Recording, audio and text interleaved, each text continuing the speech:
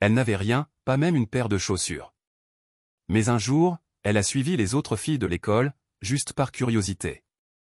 Ce qu'elle va découvrir ce jour-là va changer sa vie pour toujours. Voici l'histoire bouleversante de Mbolasiana. Mvolié, un petit village niché entre les collines verdoyantes du Cameroun, semblait figé dans le temps. Là-bas, le chant du coq rythmait les réveils, les enfants couraient pieds nus dans les sentiers poussiéreux, et les anciens racontaient le soir des histoires autour du feu. On vivait simplement, entre champs de manioc, rivières poissonneuses et prières du dimanche. L'école n'allait jamais bien loin. Les garçons, dès 14 ans, quittaient les bancs pour apprendre la pêche ou l'agriculture. Les filles, elles, aidées à la maison, attendaient de se marier et d'avoir des enfants. L'université? Personne n'en avait jamais vu les portes. C'était un mot abstrait, une invention de la télévision. Mais un jour, quelque chose changea. Ce matin-là, le village était en effervescence. Une vingtaine de jeunes étudiants venus de Douala débarquaient à bord d'un bus poussiéreux pour un projet de sensibilisation environnementale. Ils portaient des jeans serrés, des chemises modernes, des lunettes de soleil brillantes. Ils parlaient vite, utilisaient des mots que personne ne comprenait, urbanisme, biotechnologie, développement durable. Les enfants les suivaient partout.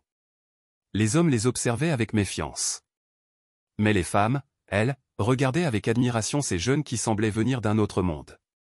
Et au centre de la foule, Mbolasiana, une jeune fille à la peau ébène, aux yeux curieux et à l'esprit vif, écoutait chaque mot avec des étoiles dans les yeux. Mbolasiana avait toujours été différente. Elle posait des questions, voulait comprendre les pourquoi.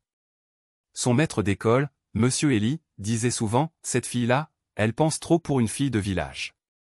Mais sa mère, veuve depuis 10 ans, l'encourageait en secret. Si j'avais eu ta tête, moi aussi je serais allé loin, lui glissait-elle parfois. Quand les étudiants quittèrent le village, un vide s'installa. Pendant plusieurs jours, on ne parlait que d'eux.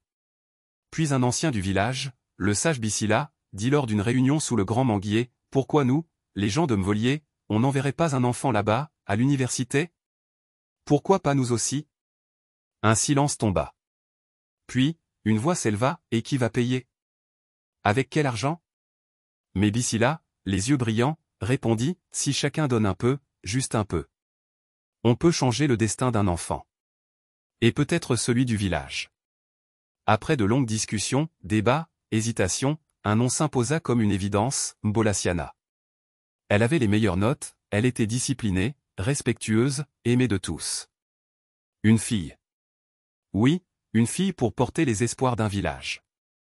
Alors, un miracle se produisit, les villageois, pourtant pauvres, commencèrent à donner. Un sac de riz par-ci, quelques pièces par-là. Le menuisier fabriqua une malle pour ses habits. Le vieux pasteur offrit une Bible. Sa mère vendit sa dernière chèvre. Le jour du départ, Mbolasiana, vêtue d'un pagne neuf, les yeux pleins de larmes, monta dans un car en direction de Douala. Sur le toit du véhicule, sa malle, son matelas, et les rêves de tout un village. Les femmes pleuraient. Les hommes, silencieux, la regardaient partir avec un mélange de fierté et d'inquiétude. Et alors que le car disparaissait au loin dans un nuage de poussière, un vent nouveau souffla sur Mvolié. Un vent d'espoir. Quand le car s'arrêta à Douala, Mbolasiana fut submergée. Le bruit. L'odeur. Les klaxons, les cris, les marchés bondés. Rien ne ressemblait à Mvolié. Ici, les gens marchaient vite, parlaient fort, et ne semblaient jamais sourire. Elle serrait fort sa petite malle, se répétant les mots de sa mère, « N'oublie jamais d'où tu viens. Tu n'es pas seule. » Elle fut accueillie par Tanti Sophie. Une cousine éloignée qu'elle n'avait jamais vue. Une femme imposante, maquillée à outrance, qui lui lança un regard de haut en bas, « C'est donc toi la grande étudiante ? On va voir si tu tiens. » L'accueil fut glacial. À peine installée, Mbolasiana comprit que son arrivée était une charge. Elle dormait sur une natte, entre deux cartons dans un coin de salon. On lui imposait des tâches ménagères, et elle devait se lever chaque jour à 5 heures pour aller au campus à pied, faute de transport. Mais malgré tout, elle tenait bon. À l'université, un nouveau monde s'ouvrit. Les amphithéâtres bondés, les professeurs inaccessibles, les étudiants habillés à la mode, téléphone dernier cri à la main. Elle se sentait invisible. Personne ne parlait à elle, sauf pour se moquer de son accent villageois ou de ses vêtements trop simples. Un jour, alors qu'elle répondait à une question en cours, un garçon éclata de rire, elle croit qu'on est encore au village. Hein. Tout le monde rit. Mbolassiana sentit son cœur se serrer. Elle sortit du cours, la gorge nouée. Elle voulait rentrer. Abandonnée. Mais ce soir-là, en pleurant dans le noir, elle se souvint de Bissila, de sa mère, de tous ceux qui avaient cru en elle. Ils n'ont pas vendu leurs chèvres pour que tu fuis, se dit-elle. Alors elle essuya ses larmes. Elle décida de se battre. Elle passa ses nuits à la bibliothèque, ses week-ends à réviser. Elle apprit à utiliser un ordinateur, à rédiger des dissertations, à parler avec assurance. Et peu à peu, certains la remarquèrent. Un professeur, impressionné par son travail, l'invita à rejoindre un groupe de recherche. Une camarade de classe, touchée par son sérieux, partagea ses cours avec elle. Et même le garçon moqueur de l'amphi s'excusa un jour, maladroitement. Mais la vie chez Tanti Sophie devint un enfer. Jalouse de ses progrès, cette dernière l'accusait de se prendre pour une grande dame, refusait de lui donner à manger, et menaçait de la mettre dehors. Tu veux étudier? Va demander à ton village de te nourrir aussi. Un soir, en rentrant, Mbolassiana trouva sa malle dehors, sous la pluie. Les habits trempés. Les livres abîmés. Elle resta debout, seule dans la nuit, tremblante. C'est alors qu'une voix derrière elle dit doucement, « Mbolo, tu vas bien ?» C'était Clarisse, une camarade de fac. Elle l'invita chez elle, temporairement. Clarisse vivait dans une petite chambre d'étudiante avec sa sœur, mais lui fit une place. Une fille comme toi, on ne la laisse pas dehors. Ce fut le début d'un nouveau chapitre. Mbolassiana, désormais libre, pouvait enfin respirer. Et avec l'aide de Clarisse, elle entama un projet qui allait changer sa vie, et peut-être celle de Mvolier. Le nouveau quotidien de Mbolassiana était modeste, mais empli d'espoir. Partager une chambre de 9 mètres carrés avec Clarisse et sa sœur n'était pas simple, mais pour la première fois depuis son arrivée en ville, elle se sentait accueillie, écoutée, vue.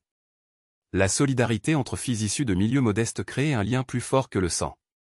Entre deux bouchées de riz et haricots, les discussions se faisaient plus profondes. Mbolassiana parlait souvent de Mvolier, de ses rêves pour le village, des enfants qui n'avaient ni cahier ni lumière pour lire. Clarisse, touchée, lança un jour, « Tu devrais faire quelque chose. Raconte ton histoire. Tu n'imagines pas combien ça peut t'inspirer. » Et c'est ce qu'elle fit. Avec un vieux téléphone et une connexion Wi-Fi défaillante, Mbolassiana ouvrit un compte sur Facebook, puis une petite chaîne YouTube.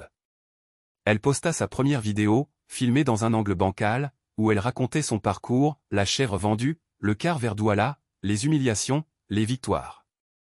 Elle ne savait pas monter une vidéo, elle parlait comme au village, avec ses mots à elle. Et pourtant, la vidéo devint virale. Les commentaires affluaient, « Tu es une battante, j'ai pleuré, ma sœur.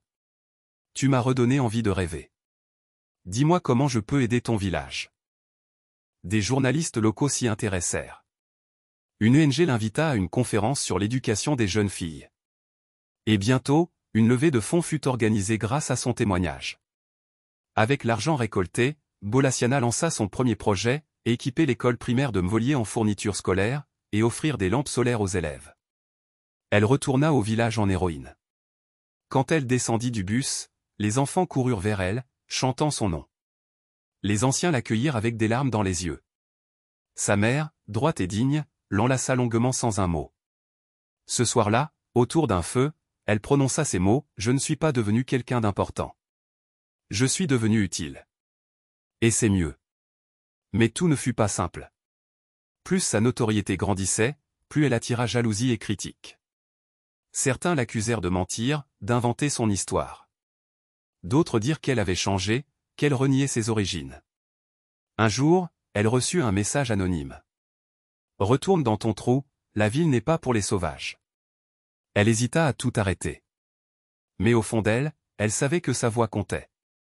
Pas seulement pour elle, mais pour toutes les Mbolassianas silencieuses. Alors elle continua. Elle écrivit un livre. Elle créa une association pour former des jeunes filles rurales à l'entrepreneuriat. Et, 10 ans plus tard, elle devint la plus jeune femme du pays à intégrer le Conseil national de l'éducation. Lors de sa prise de parole, elle conclut avec ces mots, on a vendu une chèvre pour que je devienne quelqu'un.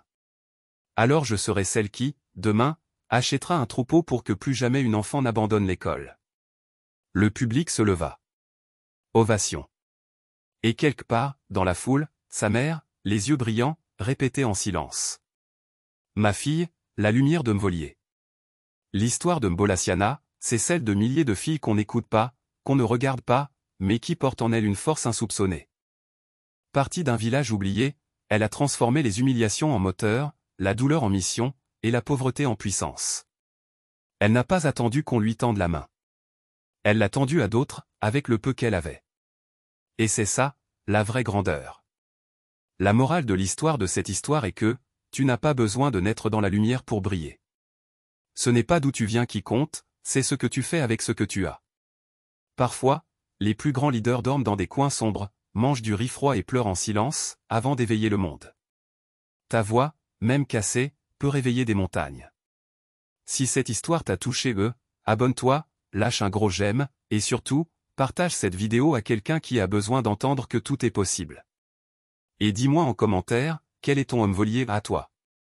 Ce rêve que tu portes mais que personne ne comprend? On se retrouve très vite pour une nouvelle histoire inspirante. D'ici là, ne baisse jamais les bras. Le monde a besoin de ton feu. À bientôt.